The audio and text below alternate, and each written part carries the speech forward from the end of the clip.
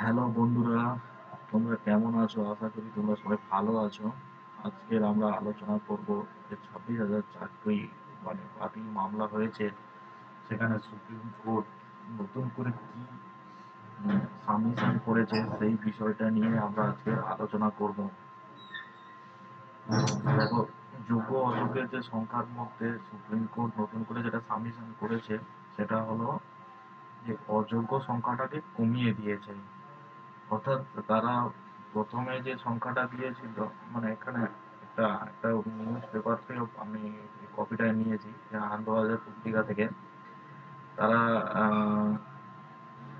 এই নিউজ পেপারে বলা হচ্ছে যে রাজ্যের স্কুলগুলিতে 2016-তে শিক্ষক শিক্ষাকর্মী নিয়োগের প্রক্রিয়ায় 5,485 জন নয়, প্রকৃতপক্ষে সেটা হবে 5,485 জন নয়,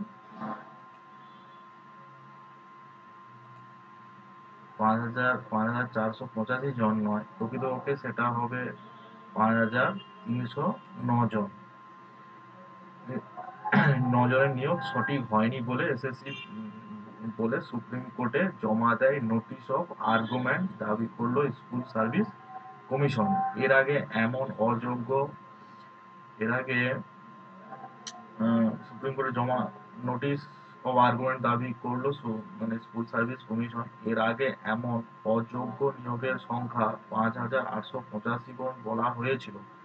সুপ্রিম কোর্টের প্রধান বিচারপতি সঞ্জীব খান্না, বিচারপতি পিভি সঞ্জয় কুমারের বেঞ্চে 26,000 চাকরি বাতিল সংক্রান্ত মামলার শুনানি আগেই শেষ হয়েছিল।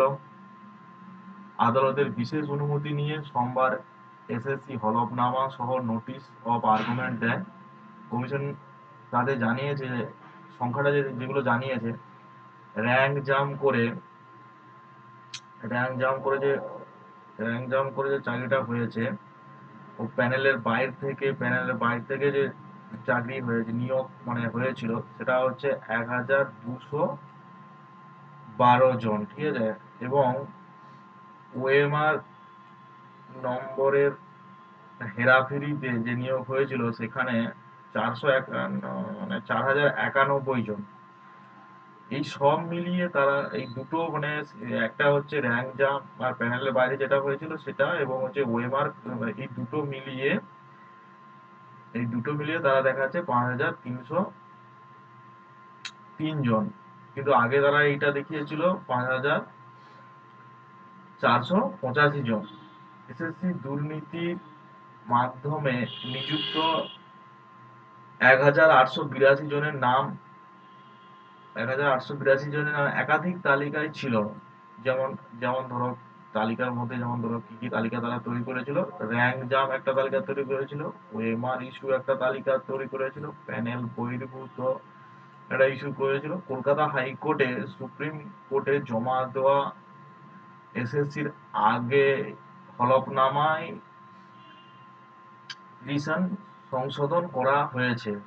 শুধু হলফনামায় এসএসসি স্পষ্ট করেছে নবম, দশম, একাদশ, দ্বাদশ এর শিক্ষক শিক্ষিকা, group C group D category কর্মী নিয়োগে ঠিক কত র্যাঙ্ক জাম হয়েছে বা প্যানেলের বাইরে নাম এসেছে, এবং ওএমআর কেলেঙ্কারিতে কতগুলো ক্ষেত্র ঘটেছে। নিয়োগ দুর্নীতি কমিশন সিবিআই চাল থেকে কাঁকর বাঁচতে না পারায় কলকাতা হাইকোর্ট বিচারপতি দেবাংশু বসাকের ডিভিশন বেঞ্চ গত 26,000 শিক্ষাকর্মীর চাকরি বাতিল করেছিল। রাজ্য সরকার এসএসসি এবং মধ্যশিক্ষা পর্ষদ, রাজ্য সরকার এসএসসি এবং মধ্যশিক্ষা পর্ষদ সুপ্রিম কোর্টে দ্বারস্থ হয়। শীর্ষ আদালতে যোগ্য অযোগ্য চাকরি প্রাপকদের পৃথক করা সম্ভব কিনা তা নিয়ে দীর্ঘ শুনানি হয়েছে। প্রধান বিচারপতি কিন্তু এখানে একটা ইঙ্গিত দিয়েছে।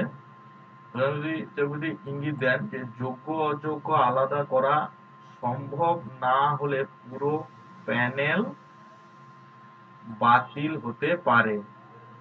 গত 10ই ফেব্রুয়ারি শুনানি শেষ হয়। রায়দান স্থগিত রেখেছে প্রধান বিচারপতি। এরই মধ্যে শীর্ষ আদালতে হলফনামা দিয়ে কমিশন জানালো যে অযোগ্য কর্মরত শিক্ষক শিক্ষিকা এবং শিক্ষাকর্মীর প্রকৃত সংখ্যা 5,303 জন। এর মধ্যে এর মধ্যে 463 জন শিক্ষক ও কর্মীকে র্যাঙ্ক জাম্প করে নিয়োগ করা হয়েছিল বলে কমিশন জানিয়েছে। প্যানেলের বাইরে নিয়োগ করা হয়েছিল 749 জন নিয়োগ পেয়েছিল। ওএমআর ওএমআর কেলেঙ্কারিতে অর্থাৎ কম নম্বর পেয়ে নম্বর বাড়িয়ে মাধ্যমে চাকরি হয়েছিল 4,091 জন। তাদের মধ্যে নবম দশমের শিক্ষক ছিল 4,091 জনের মধ্যে নবম দশমের শিক্ষক ছিল 796 জন এবং একাদশ দ্বাদশের শিক্ষক ছিল 772 জন। গ্রুপ সি এবং গ্রুপ ডি কর্মী যথাক্রমে 782 জন এবং 1,741 জন। এসএসসির আইনজীবী কুণাল চট্টোপাধ্যায় সর্বোচ্চ আদালতে হলফনামা দিয়ে জানিয়েছেন, 2016 সালের নিয়োগ বিতর্কের জেরে শিক্ষাকর্মী পদে নতুন করে আর নিয়োগ হয়নি। সেখানে একটা হলফনামা দিয়েছে যে শিক্ষক 2016 সালের পর আর নিয়োগ করা হয়নি, ফলে 9 বছর ধরে শূন্যপাত অনেকটাই বেড়ে গেছে। পরিস্থিতি যদি বিপুল সংখ্যক শিক্ষক এবং কর্মীদের যোগ্য অযোগ্য পৃথকের চেষ্টা না করে বরখাস্ত করা হয়, তাহলে স্কুল বিরূপ প্রভাব পড়বে। দীর্ঘ 9 বছর যেহেতু রিক্রুটমেন্ট করা হয়নি, সেই জন্য সেটা যদি পৃথক না করে যদি বরখাস্ত করা হয় প্যানেলটাকে, তাহলে একটা স্কুলগুলো সম্পূর্ণ বিপদের সম্মুখীন হবে। তো বন্ধুরা, এই দেখতে পাচ্ছ আজকে একটা প্রতিবেদনের মধ্যে আমরা এই জিনিসটা দেখতে পাচ্ছি যে কত একটা বড় ভুল এসএসসি করেছে। সেখানে সঠিকভাবে তো রিক্রুট করেনি। এখানে তো আরেকটা কথা লেখা উচিত ছিল, প্যানেলটা সিস্টেমেটিক ভাবে হয়নি, প্যানেলটা সম্পূর্ণ ভুলভাবে হয়েছে। যেখানে প্যানেলটাই ভুল, সেখানে যোগ্য অযোগ্যের কি আসে যায়, সেখানে যোগ্য অযোগ্যের কোনো নির্ভরতার দরকারই নেই, প্যানেলটাই পুরো বাদ দিয়ে দেওয়া উচিত ছিল। কিন্তু এখানে কিছু ছেলে মেয়ের কথা মাথায় চিন্তা করে 2-5 হাজার ছেলে মেয়ে যেটা ভালো রয়েছে, আর 18-19 হাজার বা 20,000 মতো যে ছেলে মেয়ে যেগুলো অযোগ্য জালিয়াতি, তাদের সম্পূর্ণভাবে বাদ দেওয়া দরকার। এই 2-5 হাজার ছেলে মেয়ের কথায় রেখে প্যানেলটা হয়তো বাদ দেওয়া যাচ্ছে না, কিন্তু এখানে বিচারপতি বারবার একটা কথা বলছে, যদি যোগ্য অযোগ্য পৃথক করা সম্ভব না হয়, তাহলে প্যানেল সম্পূর্ণভাবে বাতিল হয়ে যাবে। তো এসএসসি সেই সূত্রে এসএসসি সোমবার এই যে গেল সোমবার, এই সোমবারে এসএসসি একটা নোটিশ বা আর্গুমেন্ট দিয়েছে। সেখানে যোগ্য অযোগ্যের সংখ্যাটা সে কমিয়ে বলেছে। তাদের নাকি প্রথমে যেটা হিসাব করেছিল, তাদের নাকি 5,485 জনের নাম ছিল, এখন সেটা কমে গিয়ে 5,303 জনের নাম দেখাচ্ছে, 182 জনের কমে গেছে, 182 জন কমিয়েছে।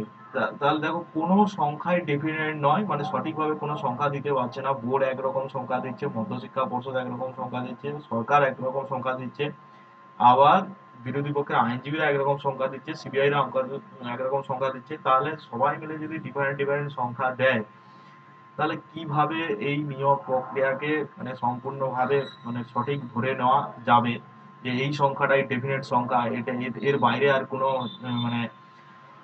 অনৈতিক ভাবে রিক্রুটমেন্ট হয়নি বা কেউ কোনো ভুয়ো শিক্ষক আর থেকে গেল না। দেখা গেল ধরো 5,000কে আমরা বাদ দিয়ে দিলাম, কিন্তু এই যে 5,000 বাদ চলে গেল, তারপরে ধরো 2-1 জন ওই নিয়োগ প্রক্রিয়ার মধ্যে থেকে গেল, তাহলে কি এটার কি এটা বোঝায় যে একজন থেকে যাওয়া মানেই তো ইনজাস্টিস? তাহলে 5,000 কেন বাদ গেল? আমরা 5,000 কেন বাদ গেলাম, ওরা 2 জন কেন থেকে গেল?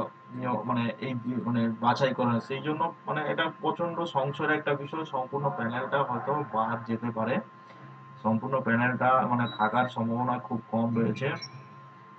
তো এটা একটা আলোচনার বিষয়। তাহলে তোমরা দেখতে পাচ্ছ যে এইভাবে এসএসসি কিভাবে প্রতারণা করেছে। আমার কাছে কথাটা হচ্ছে যে আমি একটা রিক্রুটমেন্ট প্রসেস চালাচ্ছি, সেখানে একটা বা কেন ভুল হবে, পুরোটাই তো সঠিকভাবে হওয়া দরকার, তাহলে মানে মেধা প্রতারিত হবে না, মেধা ঠিকঠাক ভাবে অ্যাপয়েন্টমেন্ট পাবে। কিন্তু এখানে ধর কত ধরনের ভুল মানে হয়েছে। এখানে ওরা বলছে 5,000, কিন্তু আমাদের মনে হচ্ছে এটা 5,000 নয়, এটা মিনিমাম 20 মানে 19-20 হাজার মতো, 2-5 হাজার হয়তো যোগ্য রয়েছে। তো এখন প্রধান বিচারপতি যেটা বলতে চাইছে যে যদি না যোগ্য অযোগ্য টেন্টেড নন টেন্টেড যদি না মানে আইডেন্টিফাই করা যায়, তাহলে কিন্তু প্যানেল সম্পূর্ণভাবে বাতিল হবে। জাজমেন্ট রিজার্ভ আছে, জাজমেন্ট খুব শীঘ্রই আসবে। এখানে একটা মানে লিস্ট দেখো, এখানে বলছে যে মোট 709 জনের মানে যে 9 জন দেখিয়েছে, এখানে বলছে না 709 জন, 709 জন যে স্কুলের মানে শিক্ষক শিক্ষিকা তাদের শিক্ষাকর্মী, তাদের মধ্যে 709 জনের মধ্যে দেখাচ্ছে যে মানে এই 709 জনের মধ্যে,